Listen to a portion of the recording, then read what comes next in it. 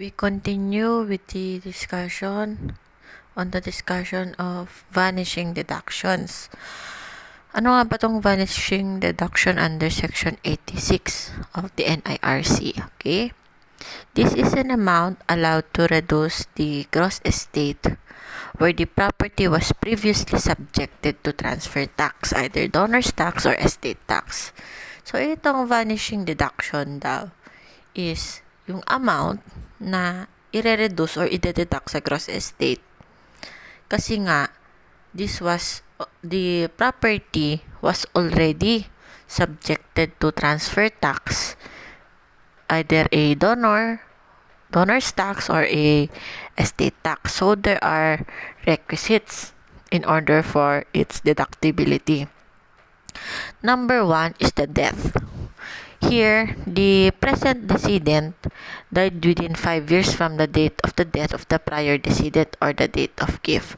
For example, si Pedro namatay ng 2021. Okay? At yung tatay niya ay namatay last year. Si Pedro, ang tatay niya si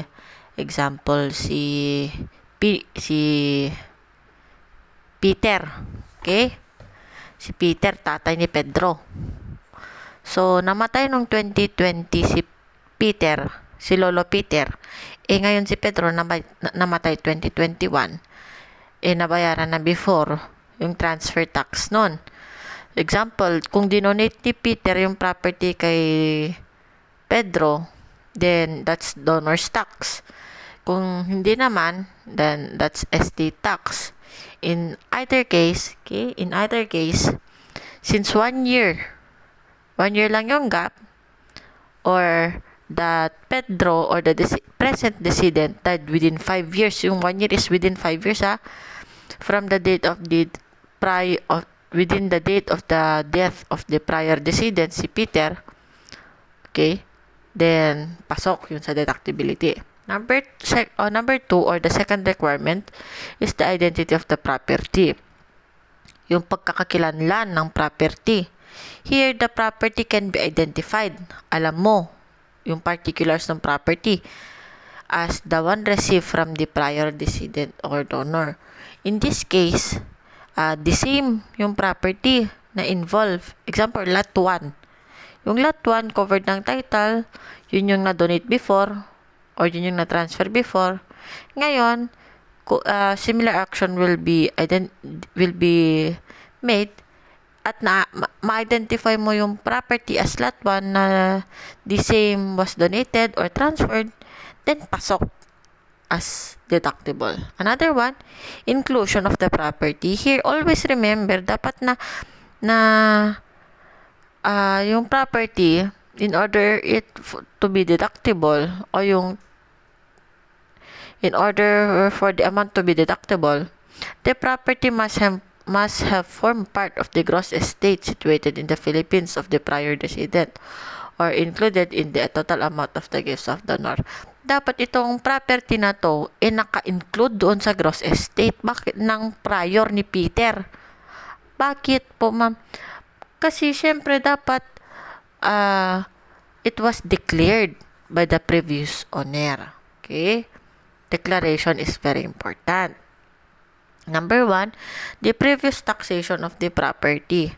Here, the estate tax on the prior succession or the donor's tax on the gift must have been finally determined and paid by the prior decedent or by the donor. Syempre naman, kasi in this case, dapat nabayaran naman ni Peter ito. Kasi si Peter, kung dinonate niya to kay Pedro, si Peter ang tawag sa kanya donor. Kung dinonate niya kay Pedro, ang tawag kay Pedro ay doni. Pero kung hindi naman through donation, through example, transfer lang, okay, na pinasa niya, at estate tax lang na kung anak niya, estate tax ang ganap, okay, ang na-impose, dapat nabayaran ng heirs yung estate tax, okay? Nabayaran ng estate ni property or estate ni decedent. Number 1, there must be no previous vanishing deduction of the property. Ano itong sinasabi na to? Here, no such deduction on the property was allowed in determining the value of the net estate of the prior decedent. This is intended to preclude the application of vanishing deduction on the same property more than once.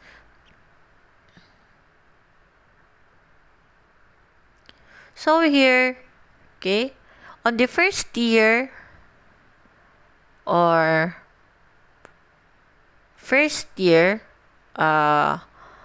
which is not more than 1 year, okay, kung less than 365 days yung pagkamatay, of course 100% will be deducted. Kung first year to second year, okay, 80% from the, di ba, from 100 naging 80 ngayon ang taxable na lang. Sa number 2, from second year to third year, then it's 60%. Na-deduct na naman, na-vanish na naman. Sa ganun din, 3 years, 4 years, 4 years, 5 years. So, 20% every year ang mababawasan. Then, sa previous action natin, it's with less than 1 year, then 100% will be deductible. Kaya nga siya vanishing deduction kasi nababawasan yung percentage allowed. So, ang mas maganda, the earlier that, wag naman, okay, mas maaga kang namatay is, if that's less than a year, 100% ang madededuct. Bakit ganun? Bakit pala malaki yung deduction? Kasi nga po, hindi mo na-enjoy yung property. Wala masyadong economic benefit doon sa present decedent. Kaya, ayun, binibigyan siya ng bigger or more deductions. Yeah. Another one is those transfers for public use. Okay? Always remember that the amount should have been, or the value of the property should have been included in the gross estate. Lagi dapat yan. Number 1 lagi yan. Dapat nakalagay yan sa gross estate. Kasi, paano mo deduct ang isang bagay na hindi mo pa nilagay sa una? So, hindi ka pwedeng magkaltas kung hindi mo pa i-declare yan before. Okay? Declare mo muna bago ka mag-reduce or mag-deduct, diba? And the purpose must be for public purpose. There are also some special deductions. One example is the family home. Okay? Of course, ano tong tinatawag na family home under Section 86 ng NIRC? Okay? The family home is the dwelling house kung saan nakatira yung tao, including the land. Siyempre, hindi naman pwedeng lumulutang bahay. Pero although pwede naman, pero under our batas, okay, the dwelling house, including the land on which it is situated, where the husband and the wife, okay, or the head of the family in case wala siyang asawa, and the members of the family reside as certified by the barangay captain of the locality. It is deemed to be constituted on the house and lot from the time it is actually occupied as the family residence and considered as such for as long as any of its beneficiary actually resides therein. Always remember na temporary absence. Ano tong temporary absence from the constituted family home? Example, nag-abroad yung tao kaya pumunta sa Manila para mag-aral doon, okay? It does not interrupt the characterization or the character of that such family home. As long as there is the so-called intention to return or animus revertendi, then it is considered to be the family home. So, what are the requisites in order for it to be deductible under the law? So, read the Revenue Regulation 12-2018, Section 6, okay? So, here, the decedent was married or the head of the family. Okay? Syempre, kung wala siyang asawa, he must be the head of the family. Okay? Of course, along with the decedent, any of the beneficiary must be dwelling in the family. So, dapat meron siyang kasamang nakatira doon. And those are the beneficiaries of the dwelling, okay, in the family home. And of course, another requisite is that the family home as well as the land on which it is stand must be owned of the by the decedent. Kung nagre-rent lang po, hindi pwede yon, hindi deductible. Kailangan pagmamay-ari nung decedent yon, yung lupa at saka yung bahay. And of course, the family home must be the actual residential home of the decedent and his family at the time of his death as certified the barangay captain. And paulit-ulit kong sinasabi sa inyo, para maging deductible ito, dapat included to doon sa gross estate. Dapat nakalagay, nakasulat, nakadeclare doon sa gross estate para i-deduct mo. Lagi niyong tandaan yun, hindi ka pwedeng mag-deduct ng mag-deduct kung hindi naman to nakadeclare. I-declare mo muna bago i-deduct. Declare mo na bago deduct. And of course, the last requisite, okay, it is an allowable deduction. Okay, the allowable deduction must be in an amount equivalent to whichever is lowest of. So the current fair market value of the family home as per declared, or the extent of the decedent's interest, whether conjugal, community, or exclusive property. You should have learned this in your civil law. And lastly, 10 million pesos or the value of the property. Kung ano yung lowest, yun yung allowable deduction.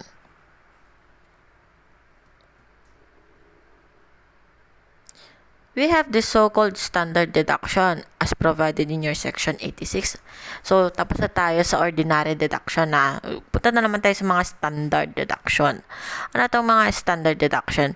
It is the amount equivalent to 5 million pesos, okay, which shall be deducted from the gross estate without need of substantiation. Hindi na daw kailangan ng may mga resibo, okay? Paano ba isa-substantiate ang deduction? Kailangan may resibo yan. Kailangan may proof. Kailangan may proper documentation. Sabi dito, sa standard deduction, automatic, there is a deduction of 5 million pesos. Okay? In case of non-resident aliens, ito yung mga hindi nakatira sa Pilipinas na mga foreigner, the standard deduction is only 500,000 pesos. Okay?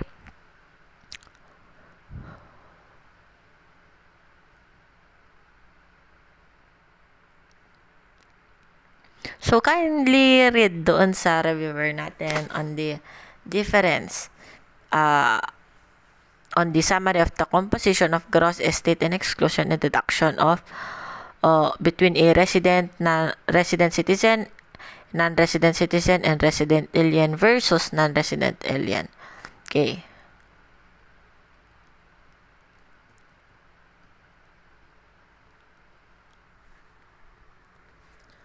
So, kailan ba binabayaran ang estate tax? Okay, Section 91 of your NIRC. Okay, we have the so-called pay as you file. So, the time of payment under Section 91 is the pay as you file.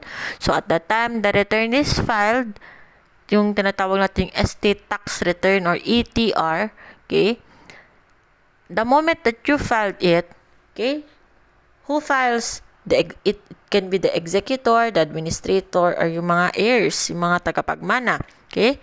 So, babayaran na rin automatic yung estate tax. So, who shall be liable for the payment of estate tax? Sinong magbabayad? Patay na yung decedent. Syempre, di naman pwedeng kaluluwa niyang magbayad. Okay? So, primarily, the estate, yung mga naiwan niya na ari-arian ang magbabayad.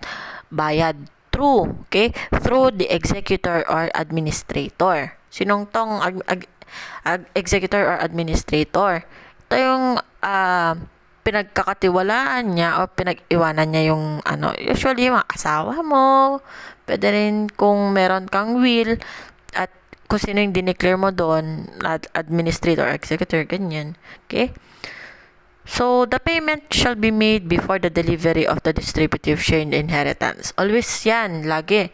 Hindi naman pwedeng ipasa mo si Pedro yung mga naiwan niyang property. Okay? Siyempre, bayaran niya muna yung mga utang niya, mga tax niya, through yung administrator or executor, bago i-distribute yung property niya sa mga anak niya. Kasi nga, ang utang po, hindi yan na ipapasa, hindi yan napapamana. Okay? I-deduct yan doon sa property ng namatay. Number 2, if there are 2 or more executors or administrators, all of them shall be severally liable. Okay? And of course, there must be tax clearance issued by the commissioner or the revenue district officer having jurisdiction of the state will serve as authority to distribute. Okay? Paano kung hindi ka nakapagbayad agad? Pwede bang i-extend to? Yes po, nakalagay sa Section 91. The Commissioner of Internal Revenue may allow an extension of payment if the payment on the due date would impose undue hardship upon the state or any of the heirs. Kung, syempre, ito nga, ang sabi nga ng batas is, kung kailan ka nag-file doon ka magbabayad. Paano kung nag-file ka, syempre, hindi mo naman alam mag-compute, ganyan. Nagulat ka na ganito pala ang babayaran. It's really burdensome. Kasi wala kang pera, ganun. Hindi mo pa na-liquidate yung, syempre, hindi naman mapapasa sa'yo yung property. Kung hindi pa mababayaran yung estate tax here, okay? You are given an extension of 5 years, not exceeding 5 years in case the estate is judicially settled, okay? Or in case of extrajudicial or outside the court, hindi kinailangan ng korte, then 2 years, okay? If your purpose is to intentionally disregard the rules and regulations of the rules and regulations and our tax laws, or there is a fraud on your part, then of course the CIR will not grant you an extension. Anong mangyayari pag nag-grant yung extension mo? Of course, the payment of the amount in respect of which extension is granted on or before the date of expiration of the period of the extension. Okay? Isususpend din yung running of yung statute of limitation. Kasi nga, nag-file ka naman na you are just given an extension. Pwede ba ang payment by installment? Pwede naman po, sabi ng batas, Section 91. Okay? In case there is no availability of the cash, wala kang pera, wala ka talagang cash, unti-unti lang, ganyan, you are given a period of 2 years, within 2 years from the statutory date of filing without civil and penalty or interest. So, ayan po. That ends our discussion on estate tax. I hope may natutunan po kayo na kahit kaunti. Thank you for listening and have a nice day.